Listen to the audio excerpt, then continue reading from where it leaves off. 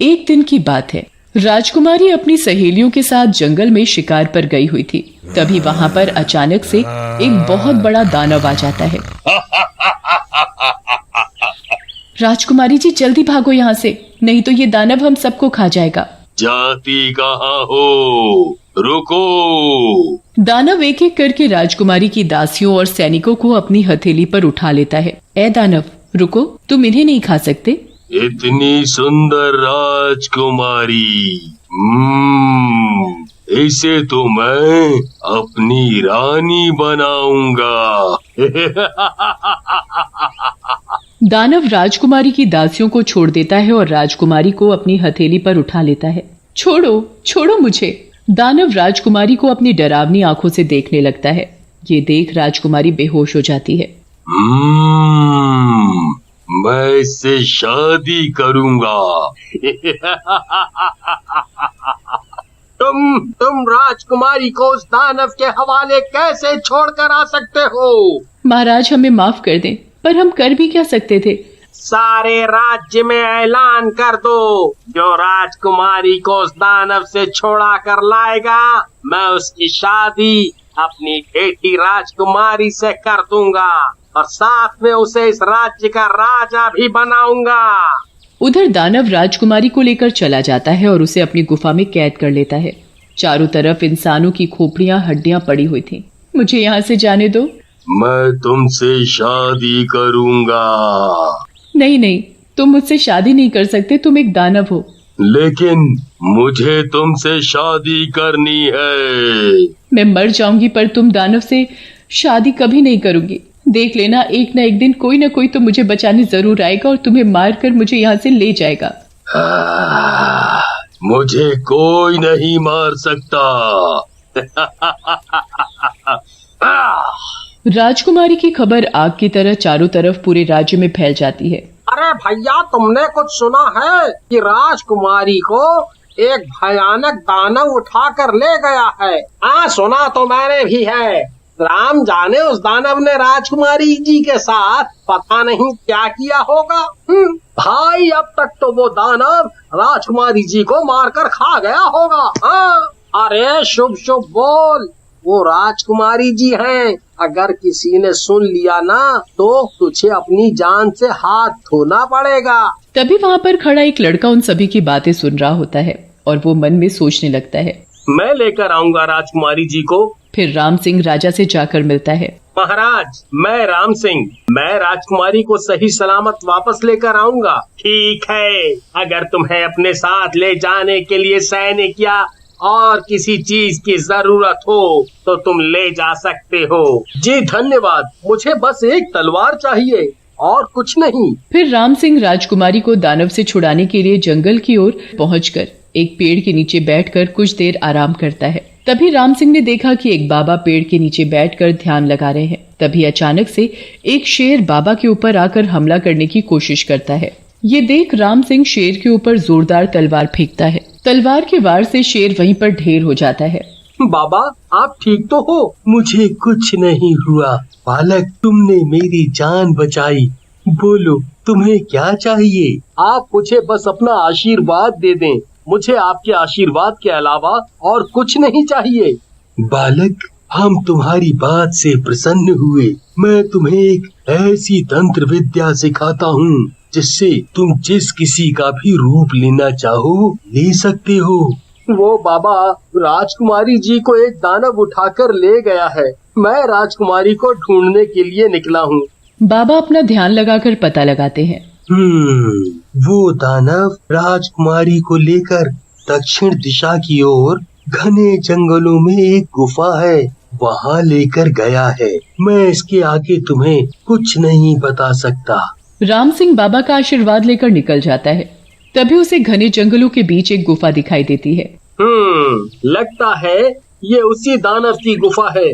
मुझे यहीं छिपकर दानव का इंतजार करना पड़ेगा। तभी कुछ देर में दानव गुफा से बाहर निकलकर चला जाता है। यही सही मौका है गुफा के अंदर जाने का। राम सिंह गुफा के अंदर चला जाता है। अंदर जाकर राम सिंह देखता है कि दानव ने राजकुमारी को एक बहुत बड़े पिंजरे में कैद कर रखा है। मुझे यहाँ से निकालो, वो दानव मुझसे शादी करना चाहता है।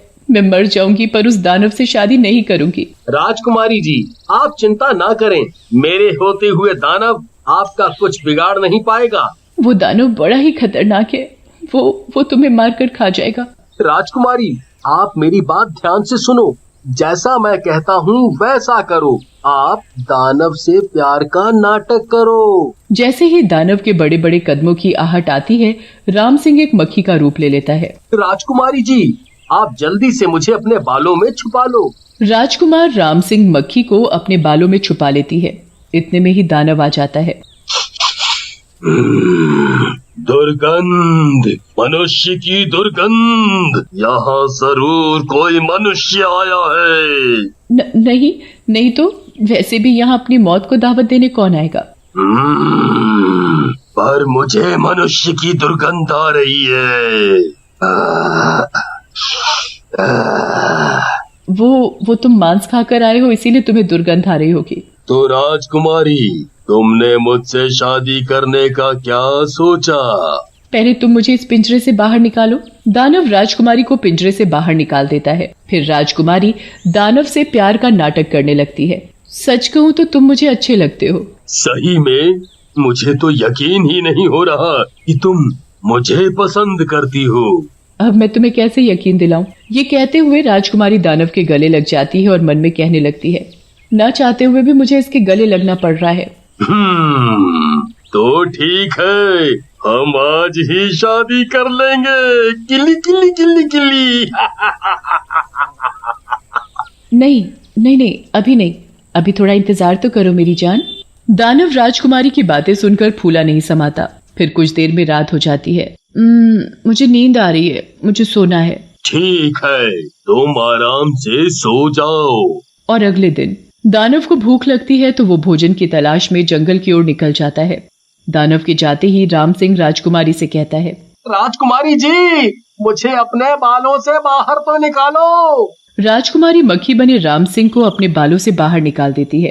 राम सिंह वापस मक्खी से राम सिंह बन जाता है। अगर सही में दानव ने मुझसे शादी कर ली तो मैं आत्महत्या कर लूंगी।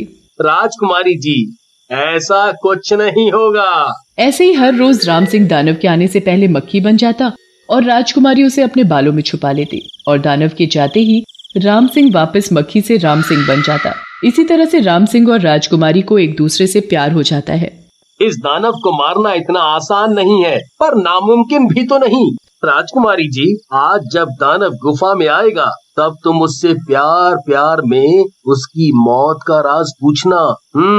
फिर दानव के आने से पहले राम सिंह मक्खी बन जाता है और उसे अपने बालों में राजकुमारी छुपा लेती है। और जैसे ही दानव गुफा में आता है, क्या बात है, आज आप किसी राजकुमार से कम नहीं लग रहे। ये सुनकर तो दानव खुशी से नाचने लगता है। कभी कभी तो मुझे डर लगता है कि कहीं कोई तुम्हें मार न डाले। ये सुनते ही दानव जोरों से हंसने लगता है। मुझे कोई नहीं मार सकता, कोई नहीं, चाहे कोई कितना भी ताकतवर हो। तुम मजाक कर रहे हो ना? तुम्हें मेरी बात का यकीन नहीं है? नहीं, मैं कैसे मान लूं कि तुम्हें कोई नहीं मार सकता? वो पिंजरे में तोता देख रही हो? हाँ, तो उसमें देखने वाली क्या बात है? वो कोई मामूली तोता नहीं है, बल्कि उस तोते में मेरी जान छुपी है। जैसे ही कोई उस तोते को मारेगा, मेरी मौत हो जाएगी। सच्ची में? हाँ, ये राज आज तक कोई नहीं जान पाया सिवाय मेरे, और अब तुम जानती हो, क्योंकि अब तुम मेरी रानी बनने वाली हो, इसलिए ये बात मैं तुम्हें बता रहा हूँ। अच्छा, अब मुझे नींद आ रही है, मुझे सोने दो। फिर राजकुमारी और दानव सो जाते हैं और अगले दिन जैसे ही दानव अपने शिकार के लिए दूर निकल जाता है, राजकुमारी मक्खी को अपने बालों से निकाल देती है। मक्खी वापस से राम सिंह बन जाता है। राजकुमारी जी, दानव के आने से पहले हमें इस तोते को मारना होगा जिसमें दानव की जान छिपी है। हाँ, हमें जल्दी ही करना होगा। राम सिंह जैसे ही तोते को पिंजरे से निकालकर अपने हाथ में पकड़ता है। मुझे जल्दी ही तोते के पास पहुंचना पड़ेगा। दानव जल्दी जल्दी तोते के पास पहुंचने की कोशिश करता है। वैसे ही राम सिंह तोते की गर्दन पकड़ लेता है। दानव लंगड़ाता हुआ राम सिंह को पकड़ने की कोशिश करता है। उससे पहले ही राम सिंह तोते की गर्दन मरोड़ कर तोड़ देता है। तोते के मरने के साथ ही दानव का भी अंत हो जाता है।